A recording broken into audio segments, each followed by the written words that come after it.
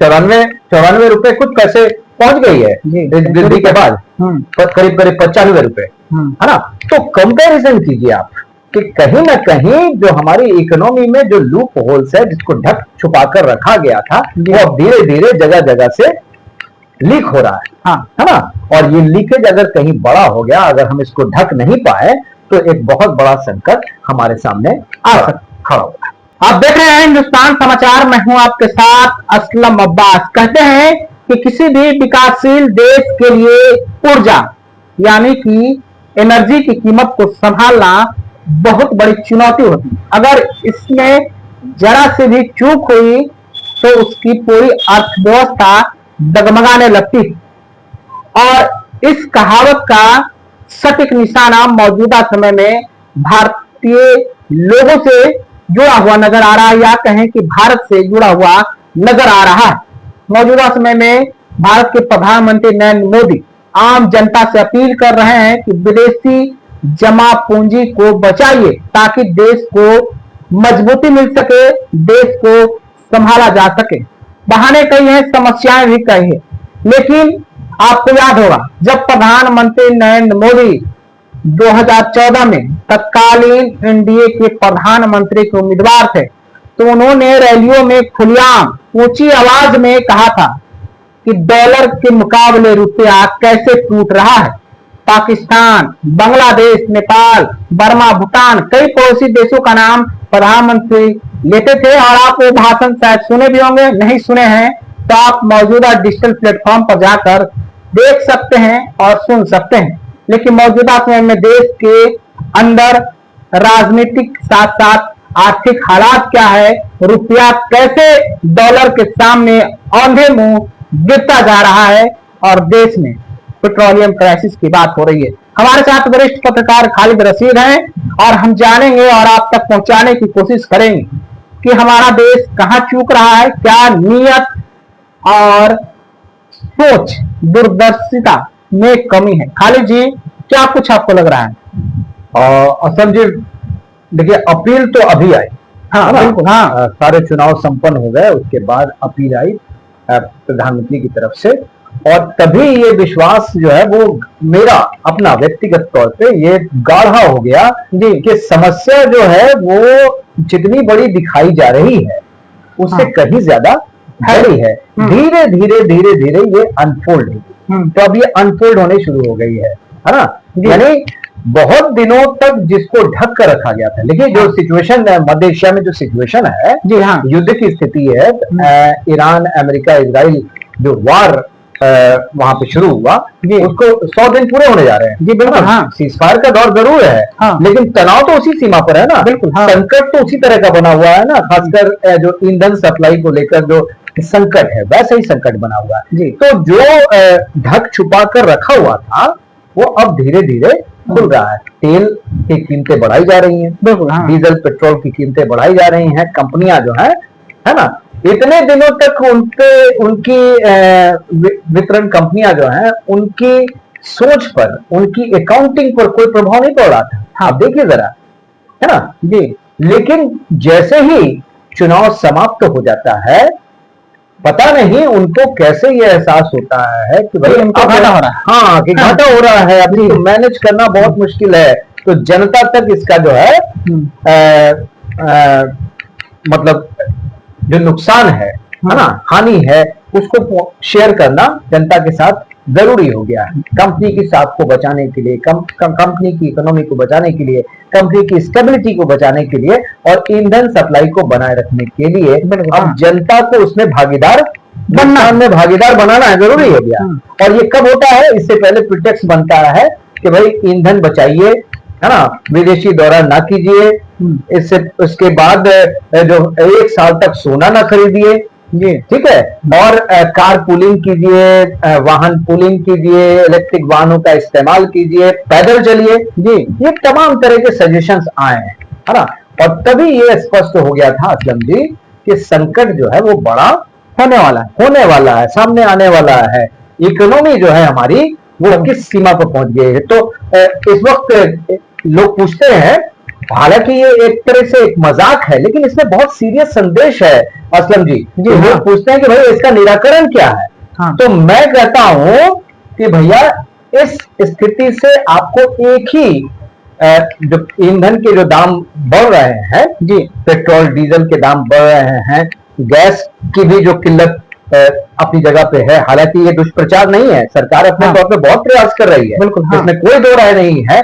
लोगों को गैस का संकट वैसा नहीं हो रहा है जैसे अन्य देशों में है जी, है ना। हाँ। तेल की भी जो दिक्कत है वो वैसी नहीं है भारत में जैसा कि अन्य जगहों पर है ना। तो इसका क्रेडिट सरकार को तो देना होगा, लेकिन डिस्क्रेडिट भी देना होगा कि चीजों को आपने जिस तरह से मैनेज किया है वो आउट ऑफ कंट्रोल कहीं ना हो जाए। जो स्थिति बन रही है उसमें कहीं आउट ऑफ कंट्रोल ना हो जाए। तो कहां ये जा रहा है, हालांकि ये सेंस ऑफ ह्यूमर के तौर पे लिया जा सकता है। मैं पहले ही अपनी तरफ से जो है क्लियर कर डिस्क्लेमर डाल दे रहा हूं कि इसे ह्यूमर के तौर पे लेना चाहिए, लेकिन इसमें वाकई सीरियस संदेश है कि लोग पूछते हैं कि भैया इस संकट का हल क्या है, कैसे रुकेगा। तो मैं कहता हूं कि भाई इसको ना तेल कंपनियां रोक सकते हैं ना, देश की जो वित्त मंत्री हैं वो इस पे कंट्रोल कर सकते हैं। हाँ, चुनाव आयोग इस पे रोक जरूर लगा सकते हैं, यानी चुनाव आयोग इसकी कीमत को कम करेगा। हाँ, लोग आश्चर्य तो करेंगे भैया चुनाव आयोग तेल की कीमतों को कैसे कंट्रोल करेगा। तो दरअसल मेरी थ्योरी ये है कि चुनाव आयोग चुनाव की घोषणा कहीं कर दे, है ना, किसी भी प्रदेश में चुनाव की घोषणा कर दे, और चुनाव आयोग तो कुछ भी कर सकता है।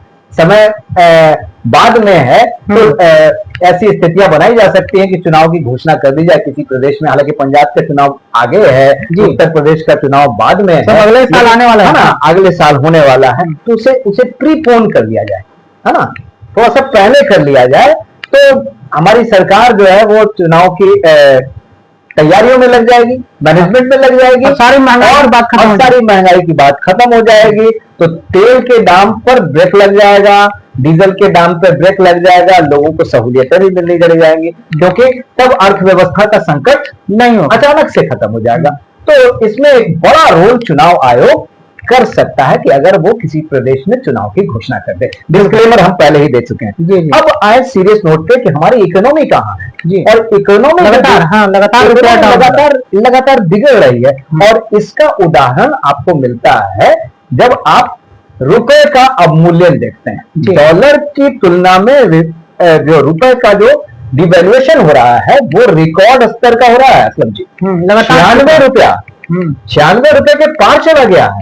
एक दिन में कीमत जो है वो 46 पैसे टूटा है। जी हाँ, डॉलर के मुकाबले रुपया, इतनी बड़ी टूट जो है वो पहले नहीं दर्ज की गई थी, और एक हफ्ते के अंदर अंदर इसमें बहुत गिरावट आई है। जी हाँ, आप जैसा कि जिक्र कर रहे थे 2014 का, जब प्रधानमंत्री नरेंद्र मोदी ने शपथ ली थी, हाँ, है ना, आप उनके एनडीए उम्मीदवार बनने का जिक्र कर रहे थे, और तब जो देश में परिस्थितियां थी उसका जिक्र आप कर रहे थे, उसकी चर्चा हम लोग अलग से कर सकते हैं।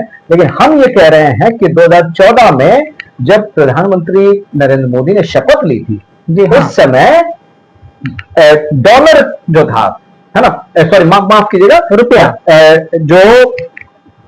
जो रुपया था डॉलर के मुकाबले, हाँ, प्रति डॉलर कितने पे था? हमने आपको ये जानकारी दी थी 53 रुपया, जी 53 रुपीज। हम आपको 59 रुपया, हम माफ कीजिएगा 59 रुपया, हाँ जी हाँ, 59 रुपया था। और उस समय क्रूड ऑयल की जो प्रति बैरल कीमत थी वो कितनी थी? 108 रुपया, 108 रुपए प्रति बैरल। हाँ। और डीजल हमारे यहाँ उस समय 53 रुपए बिक रहा है, 53 रुपए प्रति बैरल माफ कीजिएगा प्रति लीटर बिक रहा था। यानी कि मौजूदा सरकार अभी की स्थिति में क्या है, क्रूड ऑयल की कीमत नेचुरल सी बात है बढ़ रही है, उसी के आसपास है, 108 डॉलर प्रति बैरल के आसपास है। लेकिन डीजल की कीमत कितनी है प्रति लीटर? यानी कि सेंचुरी लगाना, पटना में 94 रुपए कुछ पैसे पहुंच गई है वृद्धि के बाद, करीब 95 रुपए, है ना। तो कंपैरिजन कीजिए आप कि कहीं ना कहीं जो हमारी इकोनॉमी में जो लूप होल्स है, जिसको ढक छुपा कर रखा गया था, वो अब धीरे धीरे जगह जगह से लीक हो रहा हाँ है ना। और ये लीकेज अगर कहीं बड़ा हो गया, अगर हम इसको ढक नहीं पाए, तो एक बहुत बड़ा संकट हमारे सामने खड़ा हुआ है। हाँ बिल्कुल, तो संकट आ सकता है और संकट आने के संकेत साफ साफ दिख रहे हैं, लेकिन सरकार की तरफ से और सरकार के जितने भी वजीर हैं वो लोग राजनीतिक बयानबाजी कर रहे हैं, लेकिन सच्चाई यही है कि लगातार रुपया टूट रहा है और देश की अर्थव्यवस्था चरमरा रही है। ऐसा इसलिए कि रुपया की स्थिति से आपको सब कुछ समझ में आ रहा है और रिजर्व बैंक यानी कि आरबीआई, उसकी जो बॉन्ड है, जमा पूंजी है, उसकी भी हालत दिन पर दिन कमजोर होती चली जा रही है। फिलहाल आप अपनी राय क्या रखते हैं भारत में मौजूदा समय में जो हालात है, खास करके रुपया? एक सवाल आप जरूर उठाइए कि भाई कहा जाता है ना कि बहुमत की जो सरकार होती है वो मजबूती से कंट्रोल रखती है। जी हाँ, हम लोग ट्रिलियन इकोनॉमी की बात करते हैं, विकसित भारत की बात कर रहे हैं, बड़ी अच्छी बात है। पूरे देश को इस प्रोसेस में लगना चाहिए, हम सबको लगना चाहिए, और ये बहुत गर्व की बात है कि हमारी इकोनॉमी बढ़ रही है। लेकिन उसके जो ये उदाहरण सामने आते हैं तो फिर सवाल उठता है ना कि जो हमारे जो बहुमत की सरकार है 2014 के बाद तो लगातार स्पष्ट बहुमत की सरकार बनी, मजबूत सरकार बनी, तो इकोनॉमी हमारी इतनी मजबूत क्यों नहीं बनी? ये जनता ने सरकार को मजबूत बना दे। आपको याद तो होगा ना कि 1984 के बाद जब थंपिंग मेजोरिटी आई थी 2014 में, नहीं 1984 की बात नहीं कर रहा, राजीव गांधी 1984 में जब थंपिंग मेजोरिटी राजीव गांधी को मिली थी, है ना, इंदिरा गांधी की मौत के बाद, हत्या के बाद जो चुनाव हुआ था उसमें जो 2/3 बहुमत हासिल किया था कांग्रेस पार्टी ने, उसके बाद के चुनाव, तमाम जो चुनाव हुए हैं उसमें क्या स्थिति रही है? मिलीजुली सरकार बनती रही, है ना, मिलीजुली सरकार बनती रही, और जो बहुमत के लिए स्पष्ट बहुमत का जो आंकड़ा होता है वो सरकार के जो मुखिया, जो संगठन के गठबंधन के जो मुखिया पार्टी होती है उसको नहीं मिला लंबे समय तक। बिल्कुल 2014 के बाद तो ये स्थिति बदली है, तो इकोनॉमी पर उसका असर होना चाहिए। और इकोनॉमी का टेस्ट कब होता है? यानी खाली से आप कह रहे हैं कि जनता ने मजबूत सरकार दी है, जब क्राइसिस होती है। जी, यानी जनता ने मजबूत सरकार बनाई तो कहीं ना कहीं सरकार के पास सही विदेश नीति या फिर सही सटीक अर्थनीति नहीं रहा, जिसके कारण देश में मौजूदा क्राइसिस है या फिर हालात है। जंग तो एक अलग एसेट है, जंग के अलावा भी भारत का पड़ोसी देश चाइना है, अपने आप को मजबूती से ग्रो कर रहा है, उसकी करेंसी लगातार मजबूत हो रही है, लेकिन भारतीय करेंसी लगातार टूट रहा है। खाली जी आप सही बोल रहे हैं, मजबूत सवाल है, जनता को इस पर विचार करना चाहिए कि सत्ता में जनता ने सौंपी है, मजबूत सत्ता है, लेकिन सरकार की विदेश नीति क्या सचमुच में सही है, क्या मजबूत है, क्या जनता को फायदा हो रहा है? जरूर दर्शक आप अपनी राय हमारे साथ शेयर कीजिए। तब तक के लिए आपका बहुत बहुत शुक्रिया, धन्यवाद।